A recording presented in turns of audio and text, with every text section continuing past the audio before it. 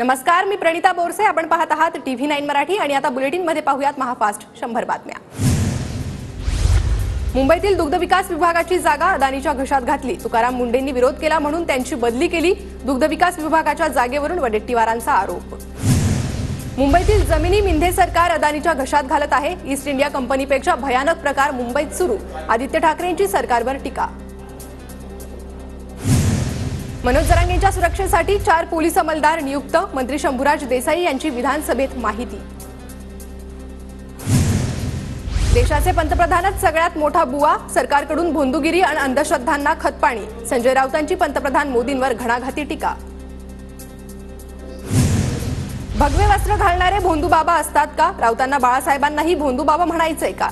नितेश राणेंचा राऊतांना सवाल. महाराष्ट्राचे मुख्यमंत्री 40 आमदार घेऊन कामाख्या देवीकडे रेडे कापतात. मुख्यमंत्र्यांसह आमदारांवर कारवाई का नाही? संजय राऊतांचा सवाल.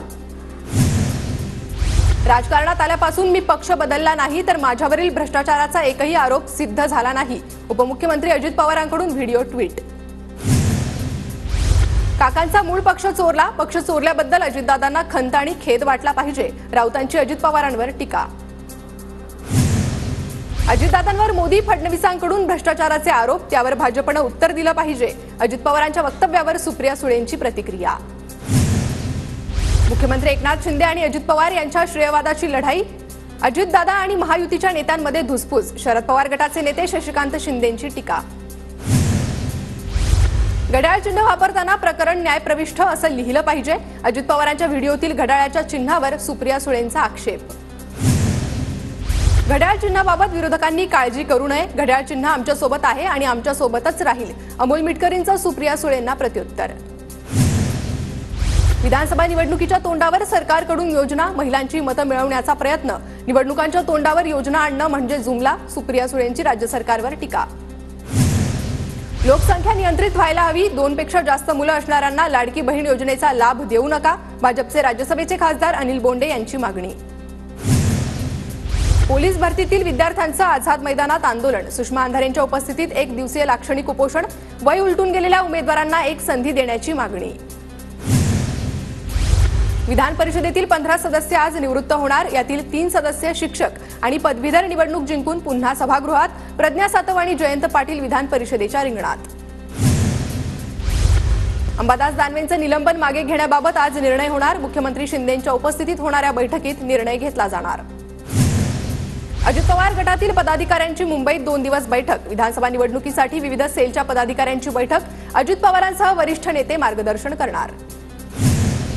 उपमुख्यमंत्री फडणवीसांच्या हस्ते रासपच्या कार्यालयाचं उद्घाटन. राष्ट्रीय समाज पक्षाचं मुंबईतील पहिलं कार्यालय. राज्य मंत्रिमंडळाची आज संध्याकाळी बैठक होणार. विधान परिषद सभापती निवडीबाबत बैठकीत चर्चेची शक्यता. सभापतीपदावर भाजपचा दावा कायम. गुहागर विधानसभा मनसे स्वतंत्रपणे लढणार. राज ठाकरेंकडे संपर्क प्रमुख प्रमोद गांधींच्या नावाची शिफारस केली जाणार. मनसेचे राज्य सरचिटणीस वैभव खेडेकर यांची माहिती. सांगलीतील जत आणि मिरज विधानसभेवर जनसुराज्य पक्षाचा दावा. सांगलीचे पालकमंत्री सुरेश खाडेंचा मतदारसंघ असल्यानं महायुतीचं टेन्शन वाढणार. श्री क्षेत्र गोदावरी धाम म्हणजेच सरला बेट पायी पालखीचं पंढरपूरकडे प्रस्थान. पालखीत हजारो भाविकांची उपस्थिती. श्री विठ्ठल रुक्मिणी माता नव्यानं बनवलेल्या मेघडंबरीत विसावले. मेघडंबरीमुळे विठ्ठल आणि मातेचं स्वरूप अधिकच खुलून दिसतंय. परभणीच्या गंगाखेडमधून संत जनाबाईच्या पालखीचं पंढरपूरकडे प्रस्थान. टाळ मृदुंगाच्या गजरात पालखीची शहरात मिरवणूक. बीडमध्ये मुक्ताईनगरहून आलेल्या संत मुक्ताई पालखीचं भव्य स्वागत. बीडमध्ये गोविंद पंत यांचं दर्शन घेतल्यानंतर पालखी पंढरपूरकडे रवाना होणार. पुण्याच्या भोर तालुका पत्रकार संघ आणि उपजिल्हा रुग्णालयातर्फे आषाढी वारीतील वारकऱ्यांना मोफत आरोग्य किटचं वाटप.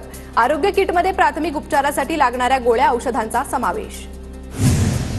जळगावच्या चोपडा तालुक्यात वडती गावात वाजत गाजत काढण्यात आली वृक्षदिंडी. ग्रामपंचायत समितीचे कर्मचारी, जिल्हा परिषद शाळेच्या विद्यार्थ्यांचा मोठा सहभाग. शिक्षकांसह विद्यार्थ्यांकडून 2,500 रोपांची लागवड.